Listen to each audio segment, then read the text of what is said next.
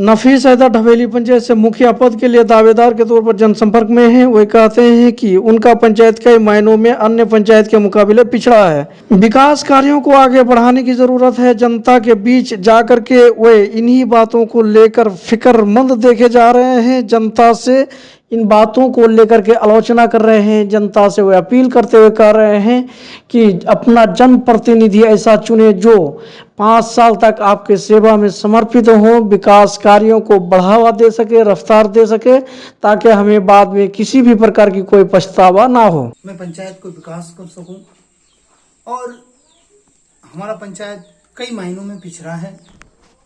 यहाँ शिक्षा की व्यवस्था को और ज़्यादा आगे करने की ज़रूरत है।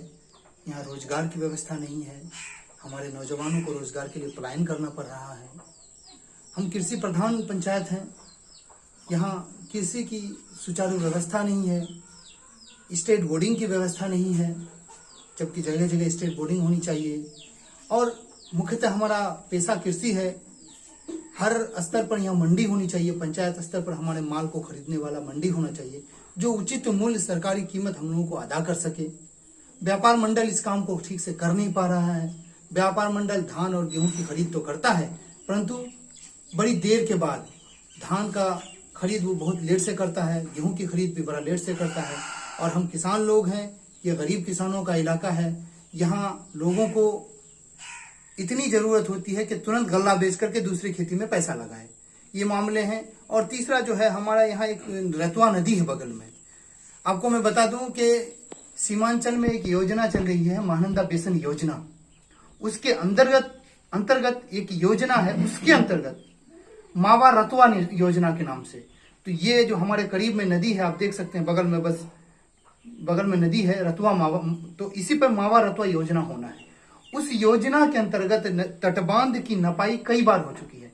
और करीब हम ये 10-12 साल से सुन रहे हैं कि नपाई यहाँ से वहां से, कई बार नपाई को बदला गया है जी। तो इसमें मसला ये आता है कि हमारा ये कहना है कि ये नदी जो है 4 या 6 महीने की नदी है, बाकी दिन सूखा रहता है, इसमें पानी नहीं। ये तटीय नदी है, मतलब बरसात होती है तो इसमें पानी आता है, नहीं होती है तो नहीं आता है। पर इस पर आप बांध बनेंगे, और जैसे अभी करंटली इसका नपाई करके गया है, 4थी बार नपाई हुआ है, तो अब जहां नदी है वहां से 0.5 किलोमीटर या 1 किलोमीटर दूर एक बांध आ रहा है और दूसरे छोर में दूसरा बांध आ रहा है, फिर 8 किलोमीटर। तो रेडियस इसका पूरा जो है ये करीब 3 किलोमीटर का पड़ जाता है। अब इसके बीच की जो आबादी है उसका सरकार क्या कर रही है, इसका किसी तरह का कोई उल्लेख उसकी योजना में नहीं है। इसका क्या होगा, यहाँ बसने वाली आबादी के विस्थापन के बाद का सरकार ने क्या सोचा है, इसके लिए हमको आवाज उठानी है। और हमारी मांग है कि ये तटबांध जो है, दोनों नदी के दोनों किनारे से अगर आप बांधना चाहते हैं, वैसे जरूरत नहीं, अगर आपको लगता है बांधना है तो नदी के दोनों किनारे से 100-100 मीटर की दूरी पर आप बांध दीजिए। और नदी को जितना डीप करना है, जितना गहरा करना है, कर दीजिए।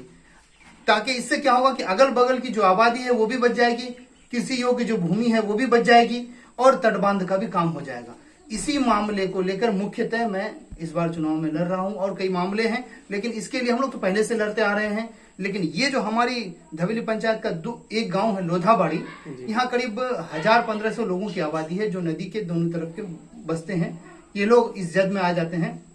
हम सरकार की योजना के खिलाफ नहीं है, पर हम सरकार से इस बात का सवाल करते हैं, मांग करते हैं कि इस योजना के पुनरावृत्ति के लिए वो क्या कर रहा है। जो लोग इस बांध के अंदर पड़ेंगे वो कैसे रह पाएंगे। अगर इसमें पानी छोड़ा जाता है या पानी बढ़ जाता है या 100 मीटर पानी, क्या कहते हैं कि 4 फुट 5 फुट अगर पानी आ जाता है तो ये मकान लोग कैसे रह पाएंगे यहाँ पे।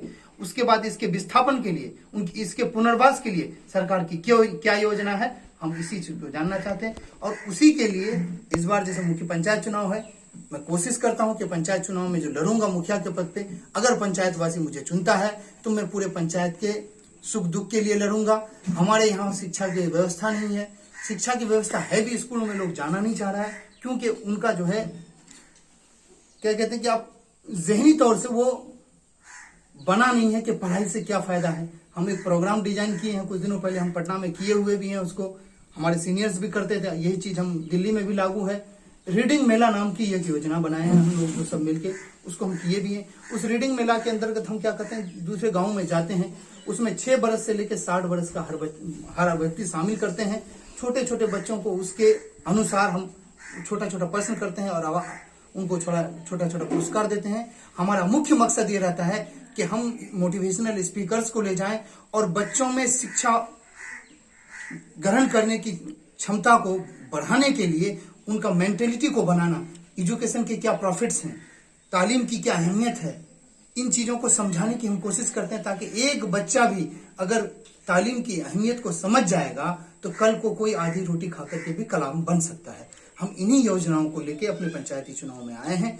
हम चाहते हैं कि अगर हम पंचायत चुनाव में आए, अगर हम जीतते हैं तो हम इस पंचायत को एक आदर्श पंचायत बनाएंगे, एक रोड मैप देंगे, इस तरह का रोड मैप जिससे विकास हो सकेगा, को लग सकेगा। पंचायती राज एक बुनियाद है, पंचायत हमारा बुनियाद है। पूरे लोकतंत्र में पंचायत सबसे निचला सदन है और इस निचले सदन को आप अगर बनाएंगे, आपका बेस अगर मजबूत रहेगा, आपका आधार स्तंभ मजबूत रहेगा, तो उस पर जितनी भी ऊंची इमारत आप खड़ी कर दो वो मजबूती के साथ रहेगा।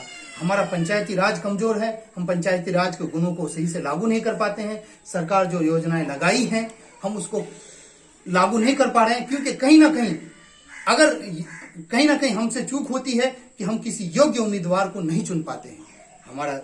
मेरी विनती है तवेली पंचायत के सारे लोगों से, उसके साथ साथ मैं पूरे बिहार वासियों से विनती करता हूं कि अभी आपके यहाँ पंचायती चुनाव है, आप सोच समझ कर वोट कीजिए। आप ऐसे व्यक्ति को वोट कीजिए जो सही मायने में योग्य है, जिसके अंदर योग्यता है, जो सच्चाई को जानता है, जो लगन से आपके अंदर आपसे काम करने की क्षमता रखता हो, जिसमें बुराइयां नहीं हो, जो अमीर और गरीब को बराबर सामान मान के चले। आपका भारतीय संविधान इन तमाम चीजों का अधिकार देता है। भारतीय संविधान के आधार पर चलकर गरीबों को, दीनहीन दुखियारियों के हक को, उसके अधिकार को उसको दिलाए और पूरी ईमानदारी और दयानतदारी के साथ अपने काम को करे। जो भी सरकारी योजनाएं लागू होती हैं पूरी ईमानदारी के साथ उसको लागू करने की कोशिश करे और उसके अलावे योजनाओं के अलावे भी वो खुद से ऐसे ऐसे काम करे जिससे पंचायत में भला हो, हर क्षेत्र में भला हो। ऐसी योजनाओं की जरूरत है, ऐसे लोगों को आप वोट कीजिए। मुखिया जी, आप अगर जीतते हैं, जनता अगर जिताती है, तो आप प्राथमिकता किस किस कार्य पर देंगे? हमारे पंचायत में हमें अगर जनता जिताती है तो सर्वप्रथम हम तो ये करेंगे कि पंचायती राज की जो विधि व्यवस्था है उसको सुचारू रूप से लागू करने की कोशिश करेंगे। पूर्णतः जो पंचायती राज की विधि व्यवस्था है उसको संपूर्ण रूप से लागू करने की कोशिश करेंगे। और इससे पहले हमने बताया कि ये जो तटबांध का मसला है, इस तटबांध के लिए हम लड़ेंगे और सरकार से इस बात की स्पष्टीकरण लेंगे कि वो अगर योजना बना रही है तो किस आधार पे बना रही है, क्योंकि जब बार बार इसमें नापी में चेंजिंग हो रहा है, कोई एक नाप तय करे। दूसरी चीज, अगर इसके अंदर जो आबादी पड़ जाती है और जो कृषि योग्य भूमि पड़ जाती है तो उसके विस्थापन के लिए या उस आबादी के पुनर्वास के लिए और उस खेती योग्य भूमि के एवज में या बदले में सरकार क्या दे रही है, इसका स्पष्टीकरण लेंगे और इसको पूरी तरह लागू करवाएंगे। या नहीं तो ये तटबांध वो ऐसे बनाए, बिल्कुल नदी के 100 मीटर के ऊपर से 100 मीटर के ऊपर से बना ले और नदी को जितना गहरा करना है कर दे और वो पानी का मसला हल हो जाएगा। ये चीज हुआ। दूसरी चीज ये है कि हमारे पंचायत में आज तक स्ट्रीट लाइट नहीं लगी है, जबकि स्ट्रीट लाइट में आज तक एक भी कहीं कोई स्ट्रीट लाइट दिखा दे ऐसा नहीं है। वो कागजों में पूरा हो सकता है लेकिन धरातल पर आज भी एक स्ट्रीट लाइट नहीं है। मैं इस बात को पूरी दावे के साथ कैमरे के सामने कह रहा हूं, आप चाहे तो पता कर लीजिए और देख लीजिए, एक भी स्ट्रीट लाइट नहीं लगी है। मैं उसका स्पष्टीकरण लूंगा कि स्ट्रीट लाइट क्यों नहीं लगी है, अगर और तुरंत इस स्ट्रीट लाइट को अविलंब जीतते ही लगाने का काम करूंगा। और दूसरी चीज, इंदिरावास का मसला है हमारे यहाँ। इंदिरावास के नाम पर लोगों को ठगा जाता है। प्रधानमंत्री आवास जो प्रधानमंत्री आवास है, अभी तो नाम बदल दिया गया है, प्रधानमंत्री आवास के नाम पर लोगों को ठगा जाता है कि आपको प्रधानमंत्री आवास आया है, ये करना पड़ेगा, वो करना पड़ेगा। तो कहीं ना कहीं प्रधानमंत्री आवास के नाम पे जो ठगी हो रही है उस ठगी को बंद करने का काम करेंगे। और प्रधानमंत्री आवास की जो सूची जारी की जाती है उस सूची को हम सार्वजनिक करने की संपूर्ण कोशिश करेंगे। जो ही सूची जारी होगी अविलंब हम चाहेंगे कि वो सार्वजनिक हो, हर व्यक्ति को पता चले। जनता से मेरी यही अपील है कि ये जो समय है, चुनाव का समय, ये आपके लिए तुरुप के इक्के के समान है।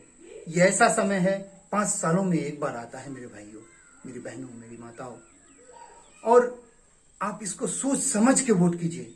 आप वोट सही आदमी को दीजिए जो लायक है, जो हकदार है, जो तन मन धन से आपकी सेवा करता हो। आप कुछ लोगों से बचिए। समाज में आप रहते हैं, पंचायत चुनाव हर व्यक्ति को भली भांति आप जानते हैं, भली भांति जानते हुए परखते हुए वोट कीजिए। जो सच्चा है, जो अच्छा है, उन लोगों को वोट कीजिए। झूठे लोगों से बचिए, दलाली करने वालों से बचिए और पैरवी करने वालों से बचिए। अभी जो है वोट सही आदमी को देख के दीजिए। कुंबा, जाति, बिरादरी, बस्ती, इलाका, इन चीजों से दूर हट करके वोट कीजिए। भारतीय संविधान को देख के वोट कीजिए। हर व्यक्ति जो भारत में रहता है, जो चुनाव लड़ता है, वो आपका भाई है। इसीलिए जो योग्य है उसको वोट कीजिए। शुभ नाम सर आपका? मैं नफीस हैदर, धवेली पंचायत,